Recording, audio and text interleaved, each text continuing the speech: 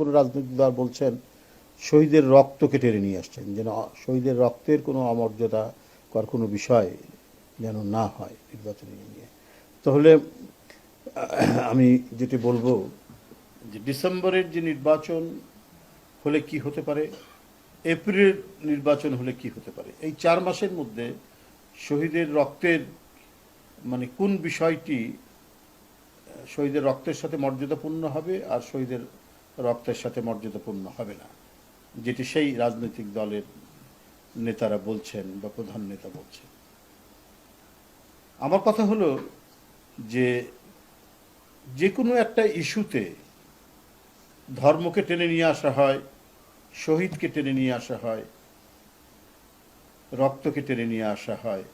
এটার উদ্দেশ্য হচ্ছে একটা পরিকল্পিত এজেন্ডার মধ্যে দিয়ে সেই রাজনৈতিক দল একেবারে দুই একটি, অধিকাংশ রাজনৈতিক দল আপনারা দেখেছেন, আপনার 12 দলীয় জোট এবং অন্যান্য ইন্ডিভিজুয়াল যে রাজনৈতিক দল, আমাদের অলি ভাইয়ের, কর্নেল অলি আহমেদ, বীর বিক্রম সাহেবের এলডিপি, প্রত্যেকেই ডিসেম্বরের নির্বাচন কথা বলেছেন।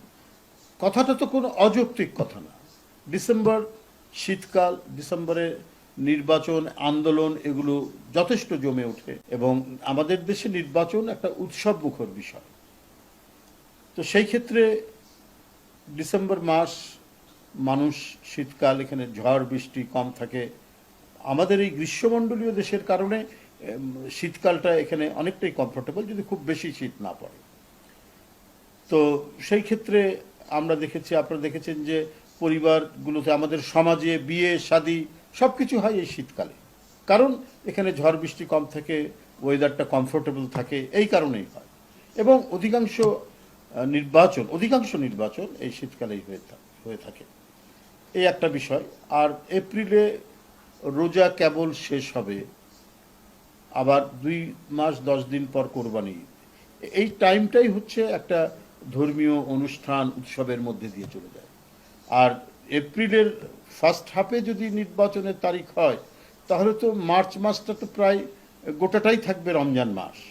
তাহলে রমজান মাসে মানুষ এবাদত করবে, রমজান মাসে মানুষ কি বলে যে সিয়াম সাধনা করবে, সারাদিন রোজা রাখবে। সারাদিন রোজা রেখে ওই গরমের মধ্যে কি নির্বাচনী প্রচারণা করা যায়?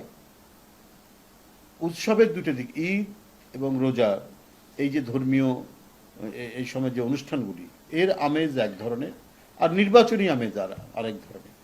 তো এটা কিভাবে এটার সাথে সঙ্গতিপূর্ণ হয়, এটা আমার জানা নাই। এটা এক ধরনের মানে উদ্দেশ্য নিয়ে অথবা অন্য কিছু নিয়ে 2-1টি রাজনৈতিক দল এই কথাটি বলছেন এবং সরকারের উপর তারা প্রভাব বিস্তার করছেন বলে আমার মনে হয়, এবং সরকারকে তাদের পথে নিয়ে আসার চেষ্টা করছেন। কিন্তু এখানে যুক্তির যদি আশ্রয় নেওয়া হয়, যদি যৌক্তিক বিষয়টিকে যদি প্রাধান্য দেওয়া হয়, তাহলে ডিসেম্বরের নির্বাচনই হচ্ছে একটি উপযুক্ত সময়। আমি যে ব্যাখ্যাটি এখানে দিয়েছি, আমি গতকালকেও এই কথাটি আপনাদের বলেছি, এখনও সেই কথাটি বলছি। এবং যেটা মনে হচ্ছে যে যেহেতু বিএনপি এটা চাচ্ছে, অতএব এইটাকে করা যাবে না। হ্যাঁ, এটার বিরোধিতা করতে হবে। এক ধরনের ক্রোধ থেকে, এক ধরনের কি বলে যে ক্ষোভ থেকে এই কাজটি করা হচ্ছে। তাহলে এইটা কি শহীদদের উদ্দেশ্য ছিল? শহীদরা যে আত্মদান করেছেন, ছাত্র জনতা, শ্রমিক, তাদের কি উদ্দেশ্য ছিল এইটাই যে বিএনপি যে কথাটা বলবে তার প্রত্যেকটারই বিপরীত কাজ করতে হবে? এটা করা যাবে না। এবং এই সরকারের মধ্যেও এমন কিছু ব্যক্তিবর্গ আছেন, উপদেষ্টা হিসেবে কর্মকর্তারা আছেন, যারা প্রচণ্ড রকমের বিএনপি বিরোধী। তার যে 15-16 বছরের নিরবচ্ছিন্ন আন্দোলন, আত্মত্যাগ, গুম খুন, যেখানে এমপি থেকে শুরু করে, ছাত্র নেতা থেকে শুরু করে নির্বাচিত প্রতিনিধিরা বিএনপির আত্মত্যাগ করেছেন, তাদেরকে গুম করা হয়েছে, তাদেরকে এখনো তাদের হদিশ নেই। এই যে এত বড় যে একটা কন্ট্রিবিউশন, মানে সেটা কিসের জন্য? সেটা একটা অবাধ সুষ্ঠু নির্বাচন এই দেশে হোক। এই দেশে জনগণের আন্দোলনের মাধ্যমে যে সমস্ত বিষয়গুলি অর্জিত হয়েছে, এর আগেও গণতান্ত্রিক আন্দোলনের ছাত্ররা জীবন দিয়েছে।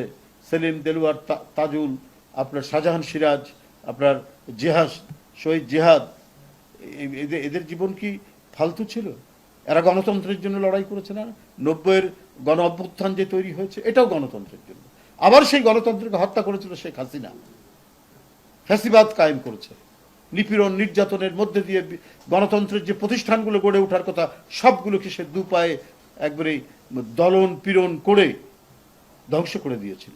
সেখান থেকে নিরবচ্ছিন্ন আন্দোলন আমরা করেছি দেশনেত্রী বেগম খালেদা জিয়ার নেতৃত্বে, আমরা করেছি বিএনপির ভারপ্রাপ্ত চেয়ারম্যান তারেক রহমানের নেতৃত্বে। তো সেটার মূল্য নাই, সেটাতে আপনার রক্ত ঝরেনি। আমরা অত্যন্ত মানে শ্রদ্ধার সাথে তাদের যে আত্মত্যাগ, বিশেষ করে জুলাই আগস্টে, সেটাকেও আমরা শ্রদ্ধার সাথে মেনে নিয়েছি। আমাদের সেই আন্দোলনের ধারাবাহিকতার একটা কালমিনেশনে উঠেছে যে জুলাই আগস্টের কি বলে যে আন্দোলন। তো 15-16 বছরের আন্দোলন এবং জুলাই আগস্টের আন্দোলন তো বিচ্ছিন্ন কোনো বিষয় না, একই সূত্রে গাঁথা।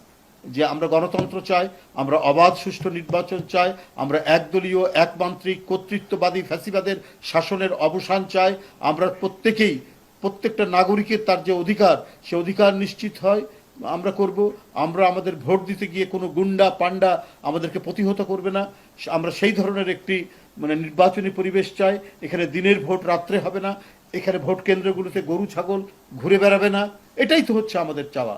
এই কারণে প্রত্যেকটি আন্দোলন, যখন ছাত্র জনতার আন্দোলনও তীব্র, সেখানেও বিএনপি অত্যন্ত সক্রিয়ভাবে সেখানে অংশগ্রহণ করেছে। আপনার সেখানে ছাত্র দলের ছেলেরা জীবন দেয়নি, সেখানে বিএনপির পরিবারের ছেলেরা জীবন দেয়নি।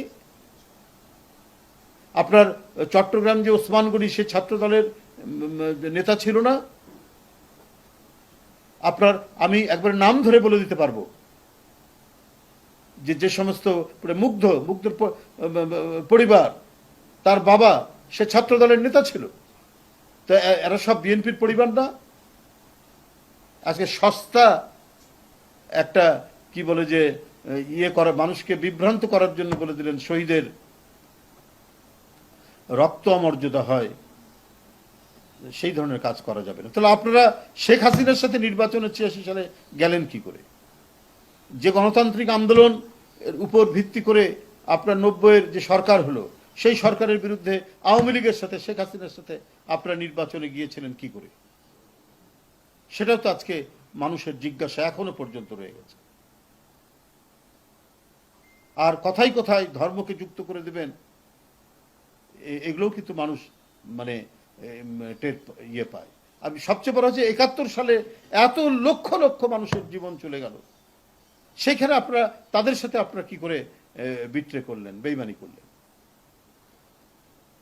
তো এগুলো কিন্তু মানুষ জানে, এটা ইতিহাসের অংশ, জাজ্জল্যমান অংশ। আজকে অন্তর্বর্তীকালীন সরকার, আমি এখনো বলছি যে এই সরকার বিতর্কিত হবে না যদি জনগণের সেন্টিমেন্টটা তারা ধারণ করে।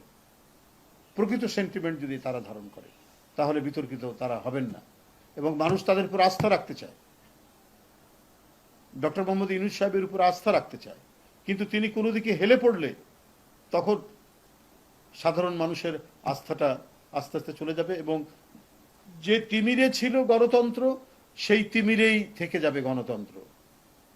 যদি কোনো দিকে হেলে পড়ে এবং কাউকে, কোনো রাজনৈতিক দলকে সংগঠিত করা, তাদেরকে বিশেষ সুবিধা দেওয়ার জন্য যদি সময় ক্ষেপণের উদ্দেশ্য হয়ে থাকে, তাহলে সরকার বিতর্কিত হবে। আমার মনে হয় ওই ধরনের বিতর্কিত পথ অন্তর্বর্তীকালীন সরকার নেবে না, কারণ এই সরকারের তো এখনো অনেক কিছু করার বাকি আছে এবং অনেক কিছু করার ছিল এই সময়ের মধ্যে। সময় তো কম গেল না, 10 মাস 11 মাস হয়ে গেল, অনেক তো ছিল। আমি যে সবকিছুই যে খারাপ হয়ে গেছে, ব্যর্থ, সেটা বলবো না। কিছু কিছু ভালো কাজ আছে, আমি এটা অস্বীকার করব না, কিন্তু আরো বেশি ভালো কাজ করার প্রয়োজন ছিল। এই যে কোরবানি ঈদ হয়ে গেল, এই কোরবানি ঈদের মধ্যে মানুষ কি খুব সুখে শান্তিতে ঈদ করতে পেরেছে? চাঁদাবাজির দৌরাত্ম্য ছিল না? আর খুব পরিকল্পিতভাবে চাঁদাবাজিটা, সরকার তো আপনার হাতে, পুলিশ আপনাদের হাতে, আর খুব পরিকল্পিতভাবে কিছু পত্রিকার মধ্যে ইঙ্গিত করে দেখানো হয় বিএনপির দিকে। আইন শৃঙ্খলা বাহিনী আপনার হাতে, কে চাঁদাবাজ, কে আপনার জায়গা জমি দখল করছে, এদেরকে আপনার প্রশাসন ধরতে পারে না, এদের বিরুদ্ধে ব্যবস্থা নিতে পারে না। বিএনপিকে বলে দিয়েছে যে বিএনপির নামে কেউ চাঁদাবাজি করলেও তাদেরকে ধরবেন না, কিন্তু কৌশলে কায়দা করে উদরপিণ্ডি বুদর ঘরে চাপানোর চেষ্টা চালানো হচ্ছে, আমরা যেটা দেখেছি, আমরা যেটা খেয়াল করছি। তো এটা তো আপনার একটা একটা স্বচ্ছতার কথা বলে না, এটা তো জবাবদিহিতার কথা বলে না। গণতান্ত্রিক আন্দোলনে অংশগ্রহণকারী প্রত্যেকটি রাজনৈতিক দলের সমর্থনের উপরে এই সরকার, এই সরকার মানে মানুষকে স্বস্তি দিবে, তাদের কোনো কর্মকাণ্ড, তাদের কোনো ধরনের যে প্রশাসনিক পদক্ষেপে আমরা তো কিছু বলিনি। তারা কি বলে যে বাইফার্কেট করছেন, কি বলে রেভিনিউ ডিপার্টমেন্ট, অন্যান্য বিষয়, এগুলো নিয়ে তো আমরা তো কোনো কথা বলিনি। আমরা বলেছি যে এই সরকার যাতে মানে জনজীবন যাতে হতাশার মধ্যে না পড়ে, দুর্ভোগের মধ্যে না পড়ে,